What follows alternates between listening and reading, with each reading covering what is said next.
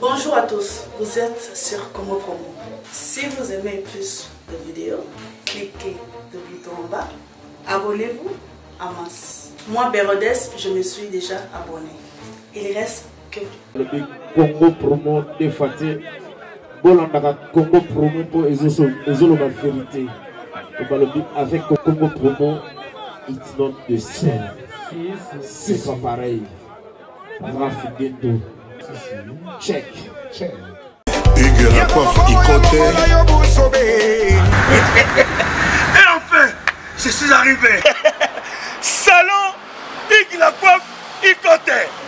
Non seulement c'est un salon de coiffure, mais aussi une machine de transformation des hommes et femmes. Regardez-moi comment je suis. Vilain. Mais attendez, 2 minutes. Bogart. Vous allez voir.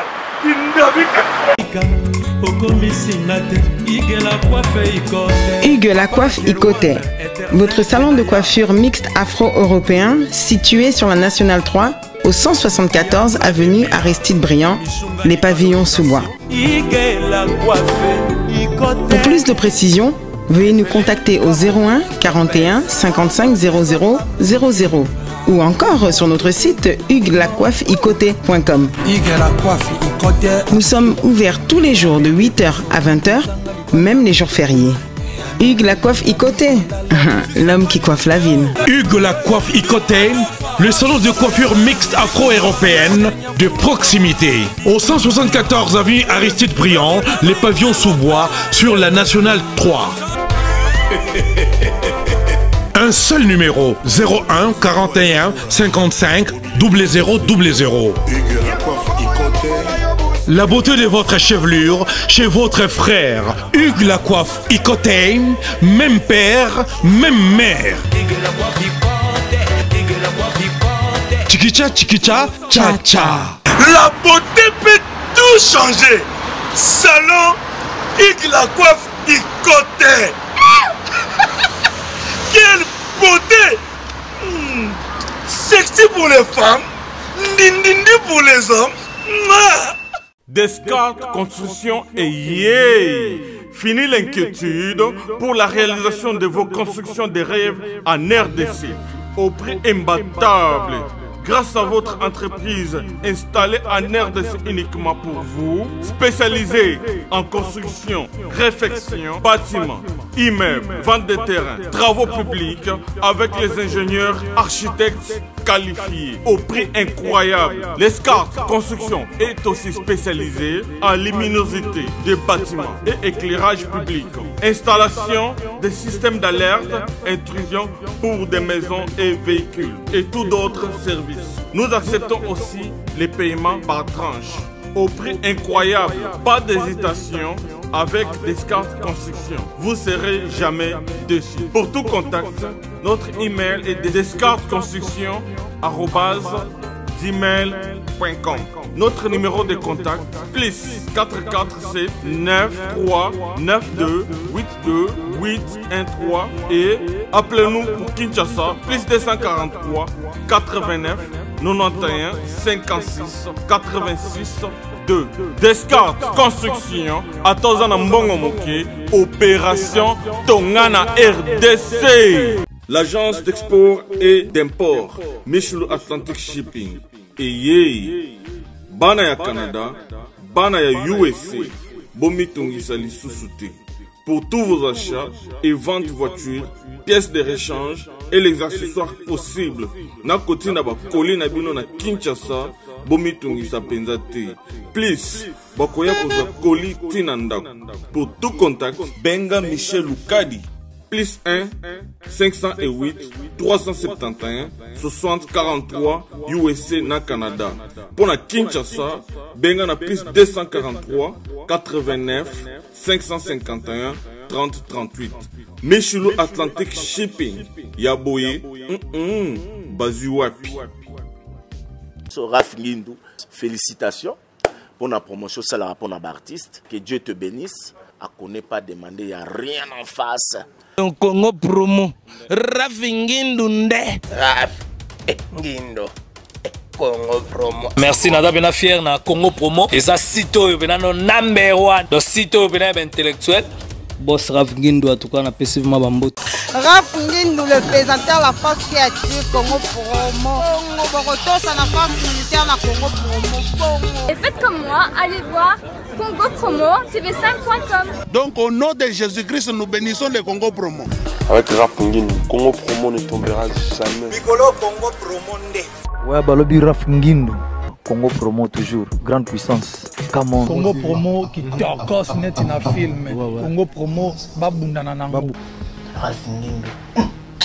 Congo Promo. What a plus, what a des boss là. C'est ce combat toujours surtout là quand on musala. La place malobele qui est belé, musala ni qui est belé. Donc surtout là quand on repère ces informations vraies.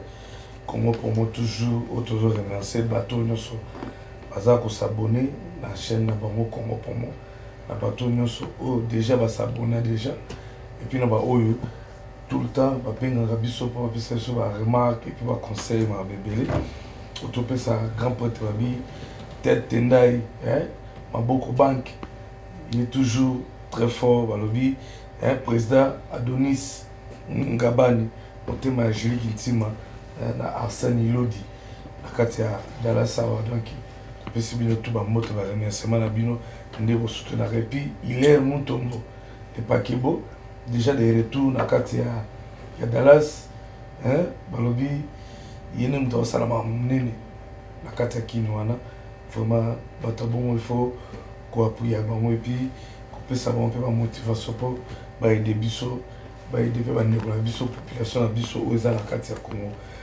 Ni bomona lelo ni nazali na zanga moko te na mbeli bino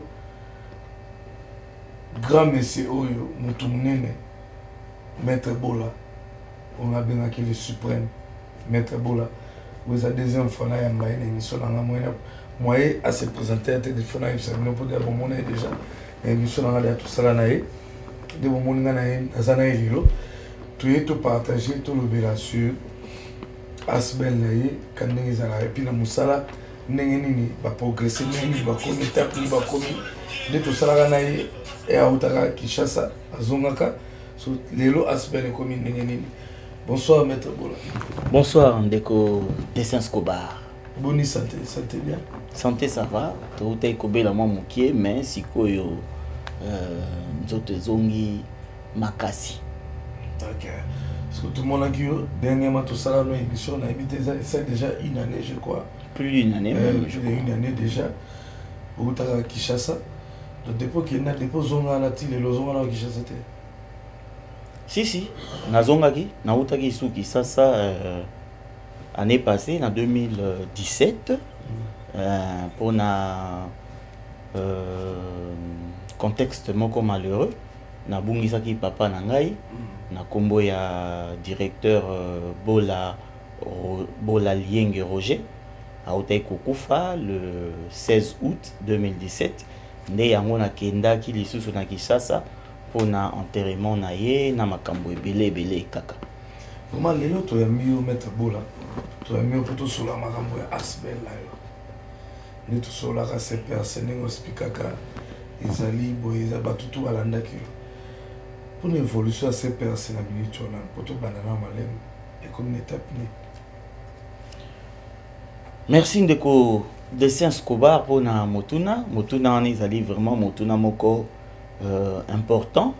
Motuna moko eza na sens na masolo tout ça ko tolingi to banda ko sala sikawa. Tout à fait. Alors na ko sepela na zonga mwa muke sima. On a baé balandaka bisoté na époque wana na tango wana pour que tomekako pesa bango moins lumière de ce que nous sommes, de ce que je suis aussi si l'opportunité nous est donnée comme il en est pour l'instant. Au fait, là nous allons maître Bola Claude Junior Bola, avocat près la cour d'appel de Kinshasa Matete. Je suis résident ici aux États-Unis d'Amérique, mais à cheval entre les USA na Congo, Kinshasa, mboka o ya biso. États-Unis ezali pays d'hospitalité, ou epesi biso et accordé biso hospitalité, mais RDC Kinshasa ezali mboka o ya biso. Esika bakunda mitolo oyo ya biso. De yango wana esengelaki na loba. CPRC ezali ASBEL, courant des penseurs pour la renaissance du Congo. Wana le poto. CPRC en sigle. Ezali association sans but lucratif. Et de par la loi, comme nous sommes une association sans but lucratif, tozali apolitique. Voilà ce que c'est le CPRC. Pona baye balanda bisote. Et sengeli quand même baye ba et loko CPRC ezali ko signifier. Voilà. Vraiment, na vie les bateaux balanda ki otena émission tout ça là kalawana. Vraiment ba comprendre vraiment siko CPRC ce qui nous l'accélère. Surtout bito banda to kota mozino ya CPRC. Depuis au bandi CPRC tilelo. Et ça dit combien d'années? Merci Ndeko Escobar. To bandi CPRC comme projet en 2015. En 2015, ici aux États-Unis.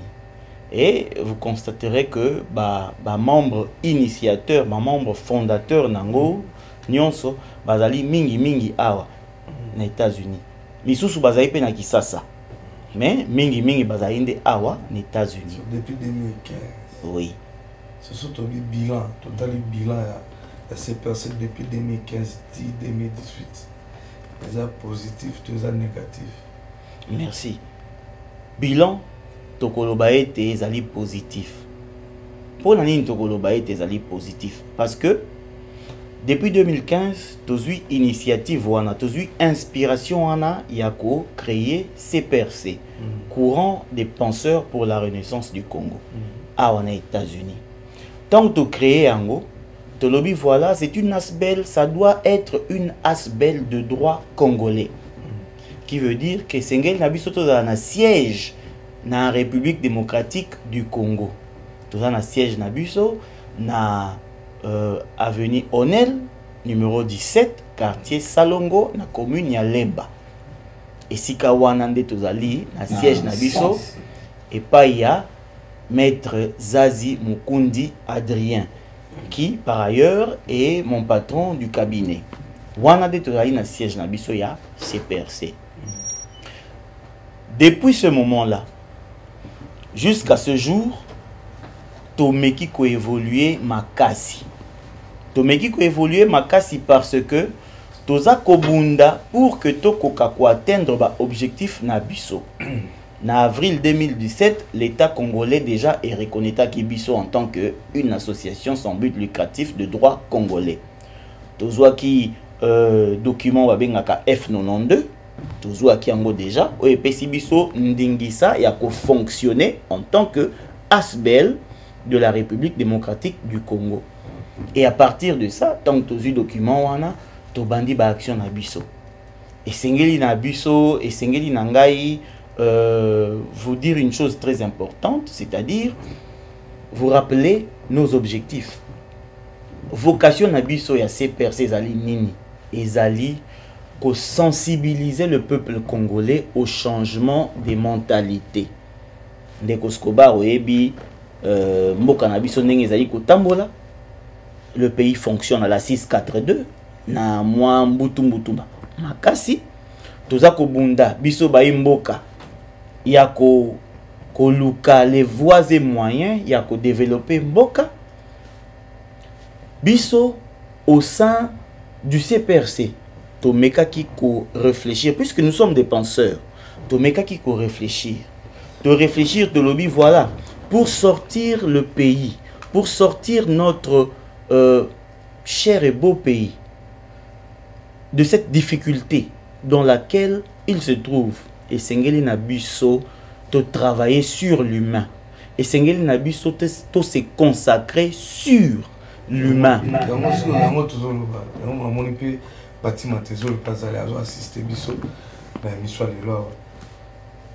question na tunaki bilan eza olobi eza positif.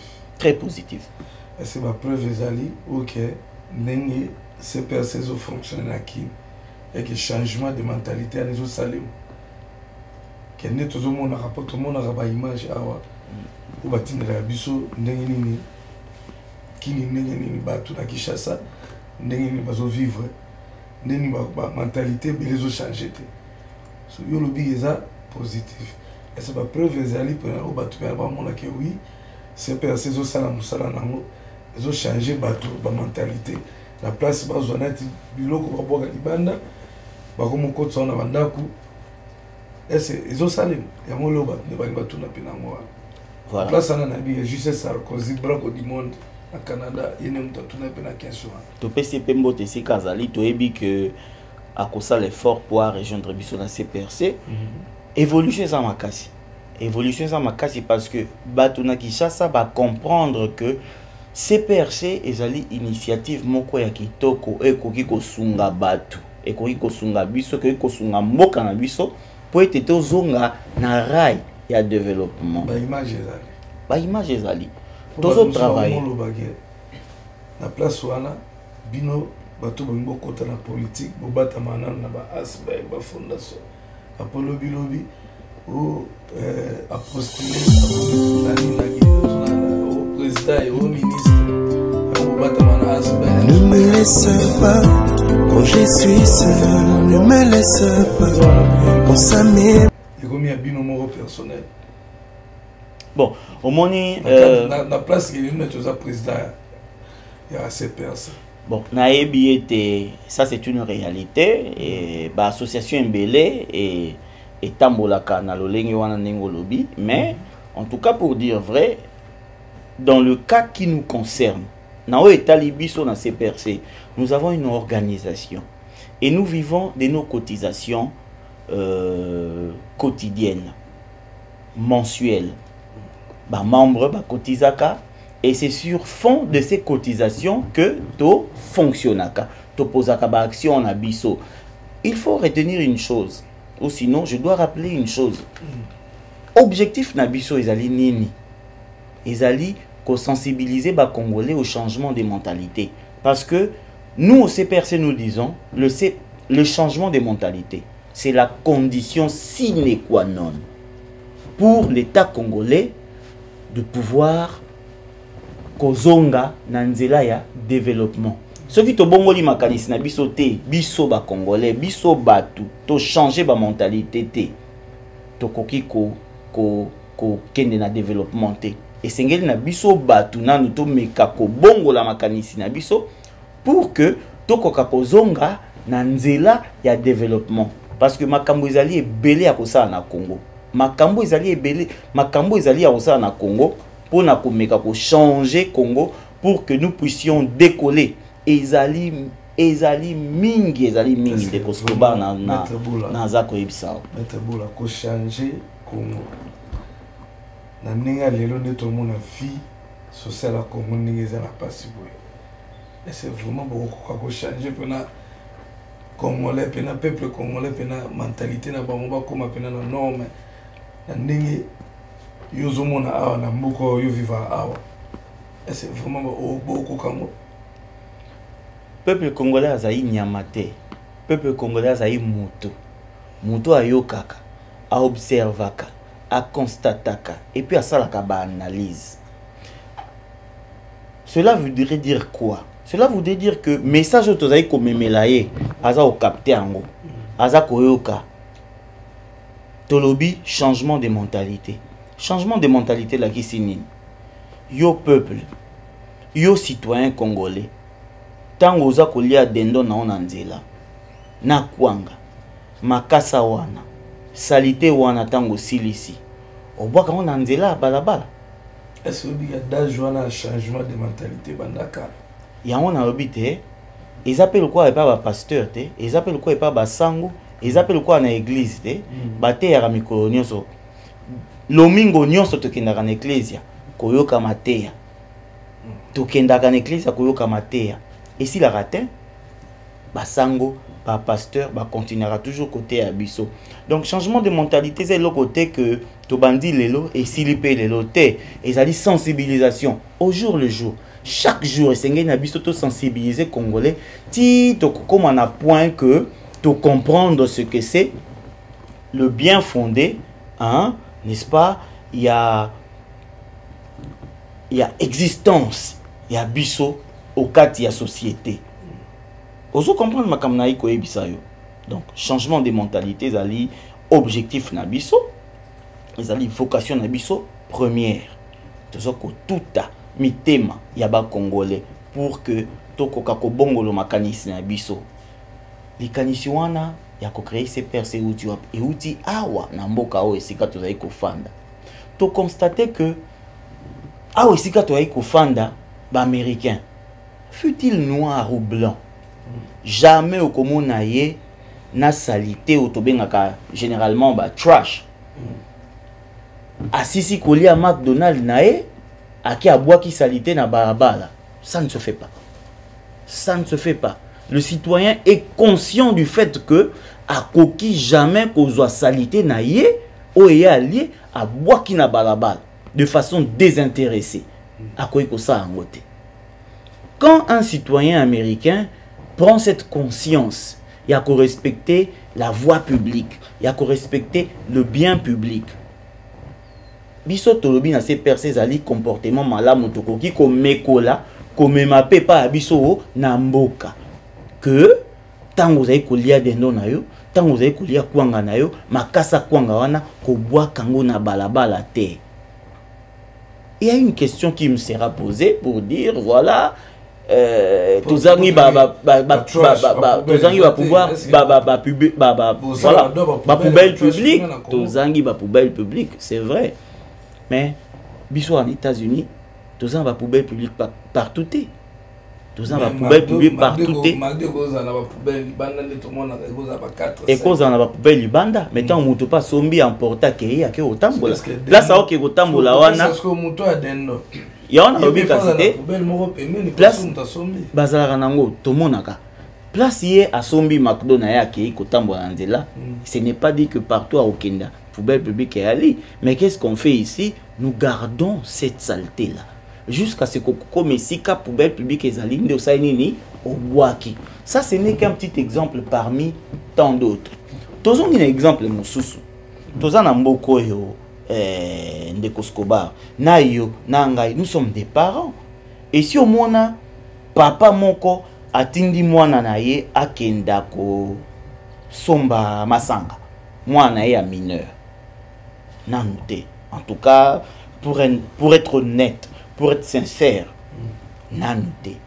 Papa moko te na mboka oyo, un parent akoye kotina mwana ye akenda somba masanga. Surtout lorsque cet enfant est mineur. Jamais. Ça ne peut pas se faire. Mais pas à Bisson Namboka, Naba député, ceux-là qui sont censés voter les lois. Batindaka, papi, quels sont mes langues? Moi, nango mineur. Mais aux autres, à moi, nanine. Lobi moi, nana, comme un grand soulard. Otindie cigarette. Lobi moi, nana, comme un la cigarette. Accueilli plus loin, comme un diamba. Naba drogue. Au baby, c'est éducation à moi. Nous sommes en train de copier les valeurs que nous avons rencontrées dans ce pays qui nous ont accordé de l'hospitalité. Pour que nous puissions, dans la mesure du possible, que nous ayons il y a développement. Voilà ce que c'est le CPRC. Vraiment, Maître Bola, Toyoki, Tozo, comprendre vraiment. CPRC et nous on a félicité nos frères congolais, Azana Houston, Laurent Lorenzo, ou à Sali Club Moro, il y a pas congolais, et puis un club na Boutou, et un club na Moi, et un restaurant aux Oliviers Foufou, qui tourne la norme na Bisso, il y a Congo. Donc ils ont les 21, Laurent Lorenzo, Boyoma, ils ont fait les 21, à Houston. Oyo ndekona biso paso ça va design wana tora Billy Sultani donc wabi Diabolos motema ya Mama Linda moi ça pembe vraiment mettre boula toyoki yo Tokyo, tout n'est expliqué. Changement de mentalité. Est-ce que bien pour changer Congolais mentalité? Et ça ne s'accate. C'est totalement bien. Tout le monde a un embouteillage dans le basali 5 bandes na bande moko. Soko meki koloba, yoko bonisa moko langage na déjà et pas la biso moko, ande la biso na Congo. Au monde que asbelo pour changer d'être Congo Kinshasa mobimba wana. Au monde que on est comme ma politique que on va terminer ta asbel mais lobby au ministre ya santé, ministre nini. Ya muzo bata manasima asbel wana tolo. Bon, ndeko Skoba. Ezalité que tu as combattre manasima ya asbel pour t'occuper ba fonction na mboka puisque tu occupes pas ba fonction na mboka. Parce que tu bien na kati yo te mettre bola. Ko changer mentalité. Asbel changer Kinshasa mobima mentalité. Rubanana on a place bani à siège ba changer mentalité na siège ko tona. Après à Kinshasa mobima banaka Kinshasa mobima malamo ko changer mentalité. Ça c'est très important Makambolobi. Toza ko kende progressivement. Toza ko kende molo piano malembe. Parce que moni bakoko balobi mosapi moko e lokota facilité et sokola kapé longité. Wana ezai pa biso ba mongo ezai lokola losako. O bako peso losako ozongisi mosapi moko e lokota facilité. Tolobi boye. Nous sommes conscients, nous avons foi qu'il y a une certaine génération qui va pouvoir relayer notre message. Bako continuer yango. Bato bazai na boanya. Bato bako comprendre que pour que Congo et Bonga et sengeli na Congolais na noa koka ko se transformer. Akoka ko bongolo makanisi. Akoka ko bois qui sa ba anti-valeur. O ezali ko freiner parce que les anti-valeurs ezali biloko ezali ko freiner élan et développement. Tant que comme par exemple na niveau ya muto akoyiba mbongo à l'état. Ba pesio en fonction oza koyiba mbongo à l'état. Mais c'est percé ça côté mais la biloko wana. Nous devons changer nos mentalités, c'est à tous les niveaux. Mais to bandi na nous malembe. To bandi na se ti to komata likolo. Donc c'est un peu ça ce que nous pouvons dire à ce stade. Et sengeli na biso to mekako changer ba mentalité na. Commencer par biso senga to ndeko belé do bosuma. Surtout tout le monde a bandeko na ba Arsène Ilodi ko ya ko soutenir ndeko na biso waza na initiative munene boye pour changer makambo ebele na mboka na biso malgré tout aza résident awa mais azokanisa mboka na ye makasi tout à fait wasunga mboka na ye tomonaki ba image moko wana na bi ya prochaine fois na émission mosusu ba vidéo wana koya tomona se percé place moko boye tomoni ba toilette ba photo na mona na ba toilette za robeba et tout ça on ezaki wapi.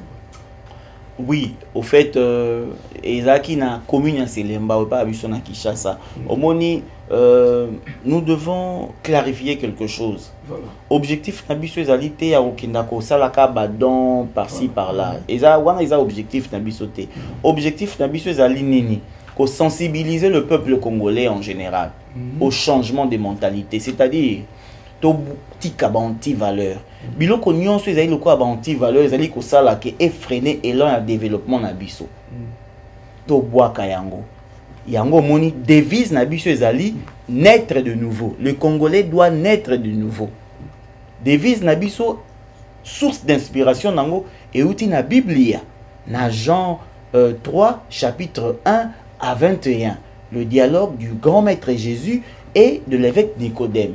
Et si ka source et inspiration na biso e ezali yango wana to botama ya sika to boaka makambo nyonso ya mabe to mekola makambo ya sika oya malamu ko tambusa biso to kenda nini liboso. Mais bisika nyonso tozali ko kenda to uti na ba école ebele na Kinshasa to uti na ba orphelinat ba orme de vieillard to pesi message na biso et dans l'entretemps bayaka kotala bato pamba te toposer baacte de générosité, baacte de charité, c'est-à-dire que okomi na école ndenge toutaki na école na baécole ebele toutaki tokabeli bana bakaye bakit scolaire tofuteli oyo bazalaki en difficulté ya kofuta kelasi na bango, parce que nous tenons sur l'éducation de la jeunesse, parce que la jeunesse c'est la relève de demain, la jeunesse c'est la crème de demain, la jeunesse c'est l'avenir de la République démocratique du Congo. C'est pourquoi tosengaki na gouvernement congolais bakoka ko musée sur le budget oyo torete naka na l'état bazwa budget mingi bakotisa ngo na éducation. On doit éduquer les enfants, on doit éduquer la jeunesse, parce que la jeunesse c'est la crème pour demain, la jeunesse c'est l'avenir de demain. To uti na ba école, to pesi ba cahier, to pesi ba stylo, to pesi na ba vareuse pour le sport. Bon wane uti pas biso moko. Et pas à Bissomoko organisation CPRC. Je ne vais pas parler de moi, mais nous sommes une organisation, nous avons des soutiens, nous avons des membres qui cotisent mensuellement à Kinshasa. D'ailleurs, je les salue tous, je les félicite. Et puis, ils ont na libengao ya Bissomoko ya CPRC na organisation, parce que baïke balobaka ba congolais baïbi ko s'organiser. Non, nous devons démontrer à la face du monde que nous les Congolais, nous avons les capacités de nous organiser pour faire avancer notre État. Voilà, c'est un peu ça. Vraiment, président Caleb Lola, fondation Caleb Lola, saluer dans la musique. Pascal Luyombe, Bank of America, Nakata Men, voilà. Maître Boula, toujours qui est molo, na masolo à CPRC, pour battre 3 ans, besoin de pena, source pena makasi à CPRC. Tout le monde est sous, à part avoir le lobby badon, bino qui pas ming badonte. Mais surtout, tout la mingi, na ba. Tokipa image na bino bisika to le kaka nebo tikaka tikaka elembo net lobby premièrement sur le vague point il y a net ba poubelle mais tout mon image mo retenir tige CPRC ba bimina balabala et puis bazo soigner balabala balunga ba poubelle nan to mon ngote na bobani ona no te obe bobani nanu ko assister nanu batu nanu afana bobanda ko. Au fait, to bandina nous sensibiliser batu na changement de mentalité. Et batu en tout loba ki nini. La couche la plus importante à sensibiliser, sont les jeunes. Pour bango débat au Colombo, ils étaient ceux qui s'étaient ngami ici. Mais on a été ngami te kola. C'est sur cet aspect-là nde esengeli to pesa makasi na biso nyonso. To bandi na ba jeune, to bandi na ba école, to za okene, to za sensibiliser bango. Ozomona. Et tant to leki, to tiki pe moins elembo. Hein? Un acte de générosité, un acte de charité, to pesa bilei na ba orphelinat. Neti na orphelinat o ya Selemba o bisika to utaki dernièrement, to moni toilette, mais fallait voir ces toilettes. Il fallait au monde la toilette wana. Hein? Indigne de l'humanité. Pas c'est ça qui biso to non non. Avant to banda côté à bango civisme, nouveau civisme. Avant to banda côté à bango changement de mentalité, to banda nan ko s'occuper na toilette na bango. Ndé sur nos propres fonds, to meki ko sunga to transformer toilette na bango bon na ba image kala mingité. C'est ce qui prouve à suffisance que les Congolais peuvent s'organiser, le Congolais capable de s'organiser. On a besoin de visibilité dans le bas mon appel. Tout à fait. Exactement. Sur CPRC, nous avons basé Mingira na Kinshasa pour Congo Zamunene. Les autres Congolais, ils ont Kimité. Ba Congo Zali, ba province Zébélé. CPRC donc vous avez Mingira na Kata Kinshasa, vous soignez à Kinshasa donc ba mboka ba ville mususu. La province de Soignamote. Parce que ONG, disons, Asbel Nabiso est allé à caractère national. Mais et c'est là que Nabiso to bandana na capitale parce que la capitale c'est le reflet de la République. hein, c'est le miroir de la République. Tobanda qui nous concentrer ben fort na biso wana parce que hein, pour des raisons que je vous ai évoquées tout à l'heure. Mais tozali na Boma, tozali na Mwanda, tozali na Mbandaka, tozali pe na Lubumbashi. Tozo kenda ba image ezali. Tozo kenda malembe progressivement. C'est question de moyens. Omoni tozo bundaka rabe biso moko. Na ba cotisation na biso, ba cotisation ya ngai madame Olga Violette da Costa azali na Belgique, aza contribuer.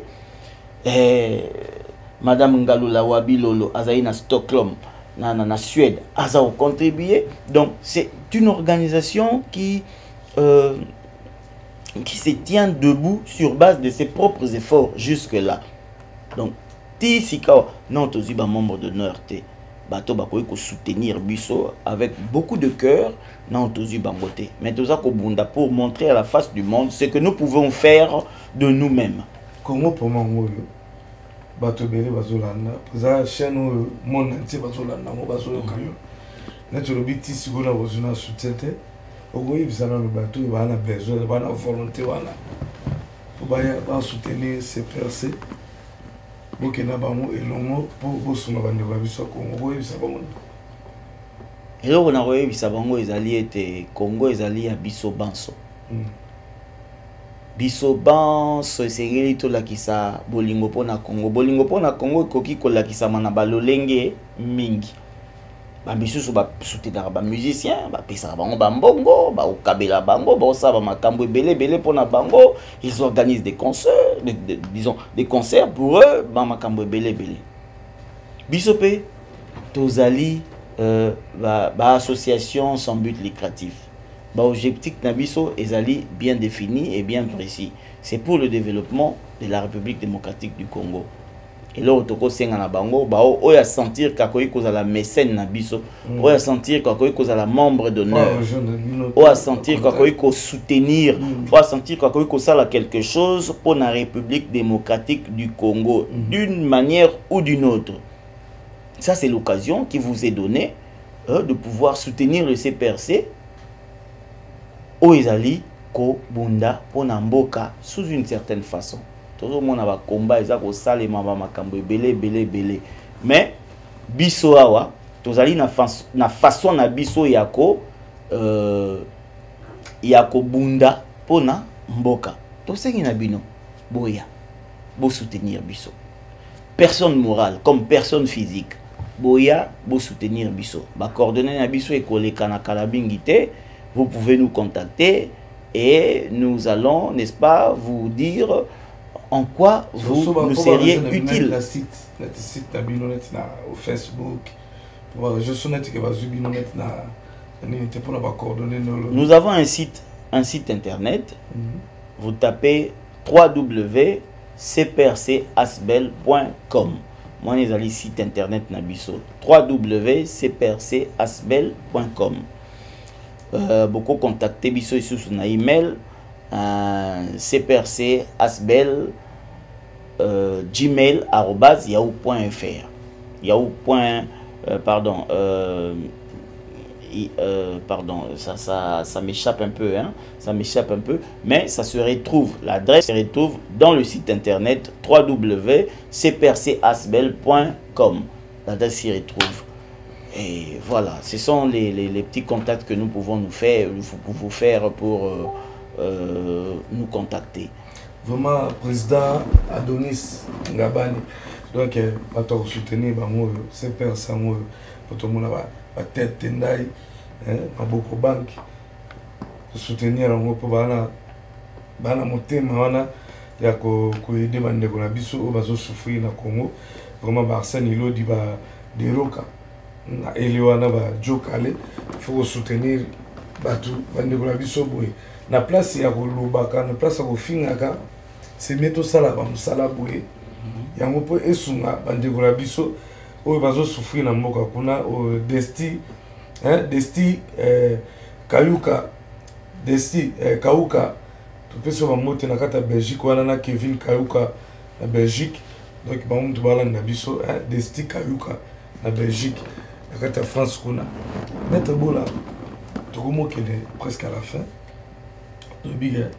N'habitez aux informations, des messages européens ça. Et puis pour la CPRC, n'habitez bio examiné.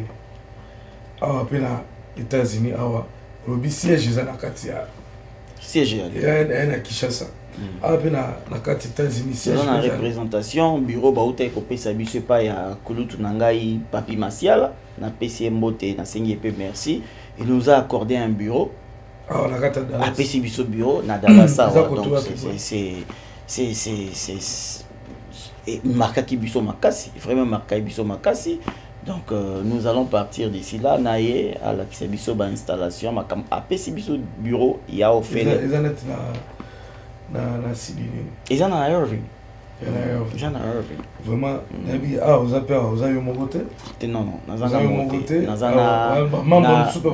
membre cofondateur Bazali, monsieur Louvain Dengui, l'ambassadeur de Dallas, Azali membre cofondateur, mon jeune frère Plik Matout, Azali membre cofondateur, X Firé la Grâce, de Grace Picture, Azali membre cofondateur, monsieur Cartouche Tumba, Azali membre cofondateur, monsieur Stani Lukusa, Azali membre cofondateur et directeur technique, administrateur, directeur technique Nabiso. Donc, membre Bazali Beléa na Mboka ya Dallas, tout ça au Sengakaka na Bandeko, bazo conscience, il y a ko développer Mboka Nabiso. De bas le bâté que ça so ba président ya mon commettre bolalia. Déjà il y a mobola. Té, sur ba président ils ont une destination bien définie. Ils ont engagé. Ils ont engagé. Tu as une éducation en été à détourner biloko ya tous les biens publics. Non. Ok, maître Bola, on a évité information, non message sur les années pour la émission Lélo. On a dit que lobby, comment pour moi ça a net lobby c'est percé. Lobby émission Goya les sous a oyana ba preuve nyoso. Ba vidéo nyoso na ninge c'est percé sur ça musala. Mais éviter message nous avons prendre ça.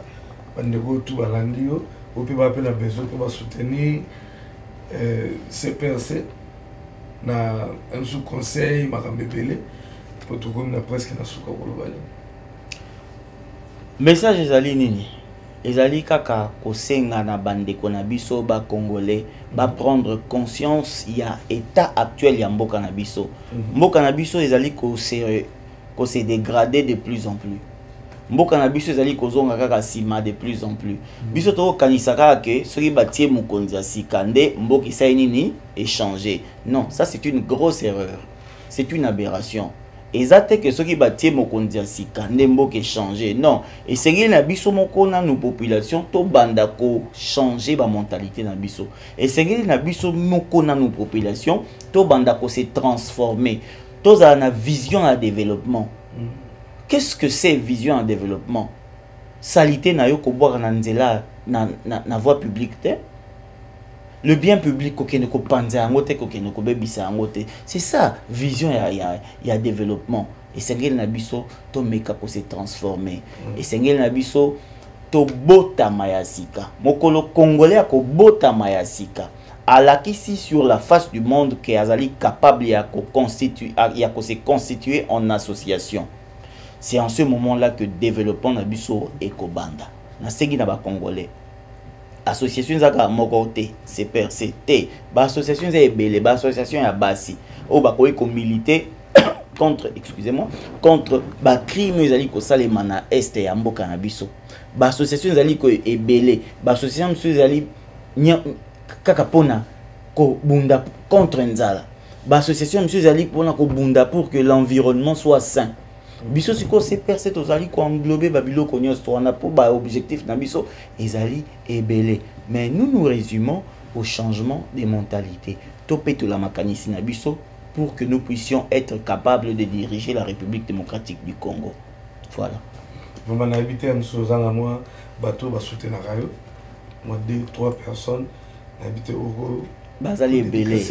Bazali ebele. D'abord, je dois dire merci au cordon de Kinshasa, hein, au cordon de Kinshasa, Madame Nadine Mbouyi, na cordon adjoint naye, Maître Patrick Lumendo, napesi bango mbote, ba chargé à communication Madame Priska, napesi mbote, Monsieur Dani Lacroix, napesi mbote, na en États-Unis ba soutien ya kebele Dario Matekila, napesi mbote sika zali nani Kabalux azali ba soutenir biso Sam azali Monsieur Jacques Mpeti Monsieur Jacques Mpeti azali ba soutenir biso makasi bazali ebele Pati Mantezo azali Pati Mantezo le yekutu na linga kotanga ete po makambo asale leki statut de liberté donc bazali penza ebele vraiment na pesi bango nyonso tumbote na sengi bango kaka to meka kolamuka association na biso ezali awa te ezali na ba objectif na Kisasa. C'est une association de droit congolais. Tous un siège dans Kisasa, makamto ça les mingi mingi na Kisasa. Nous de la diaspora, essayons to sangana. To bundara raté to boum. Non, essayons to sangana. Ozo finga banini. Bo créer moi le roman pour na soutenir Batina. Naomi Silumba. Ah, Naomi Silumba. Fiston Machiavelli bazali les Bill Gates. Fiston Machiavelli. Lukayo. Donc ba tonto beaucoup bazali wana tonto beaucoup boele vraiment donc ba deroka bazali donc ba tunyo so bazali no mo ba gloria ya weli la Cléopâtre bazali vraiment merci beaucoup maître Bola ndenge oyego éclairci na no CPRC au Asbel pour battre belé balinga vraiment ba yeba vraiment source et puis ba yeba ce qui réellement Asbel CPRC ezosala musala na mona kati ya Congo na place bandeko na biso to bandaka kotonga ko ina muninga na congolais c'est mieux to sala ka biloko aboye ndenge bandeko na biso basosala mokonza na Rafingelo yekuta longa na Rafingelo motema malamu moto moko bien vraiment ou abi Dallas goût États-Unis à goût na goût Dario Matekila yebi donc auto saluer batu nyonso o ba soutenir de Escobar biso tu as nega pour nous sala Pascal Yomne Bank of America na kata men wana JR Kuba na kata Atlanta na mona JR Kuba na to mona ba vie na ngamoko ba JR Ikoli ba bubu yondela Monsieur Arsène Ilodi na Monsieur Shadou Kuba mon président JB Kumaluta donc babi Bangwana Obasima Masolo donc Biboubou Yone sans oublier Kajeri Niembo les boss Kajeri Niembo alobale Simplice Banza Tobo Sanité toujours donc il y a toujours la pointe donc Babi Boubou Yone la topesi bambote bavina ba jia ikoli Babi balikunzi ikunzi protège Boubou Yone la bavina ba buta zuka mundu ba izebola bango nyonso wana bavena ngapena kati na pesi baketi ya balikosa mbote ebele prince ya weli artiste na pesi bino mbote pichumbongo na kati ya champagne wana mbote ebele Aristide Dintu mbote ebele tobo santé ye moko balobi Justin Sarkozy to mona Justin Sarkozy to mona mbala moko babi ye moko François Kabundi nakati ya Canada wana tupesi batu tout obalingaka code 001 donc Jessica Nzinga na pesi mbote Yannick Mesa le pharaon pe tobo santé na kati ya Elwana Desti Kauka Desti Kauka Kevin Kauka mbote bele émission na binongo chaîne na binongo Congo Promo bosa bonega to pour awa ne boza ba vérité bele nulle part quand la carte Congo Promo. Donc ciao.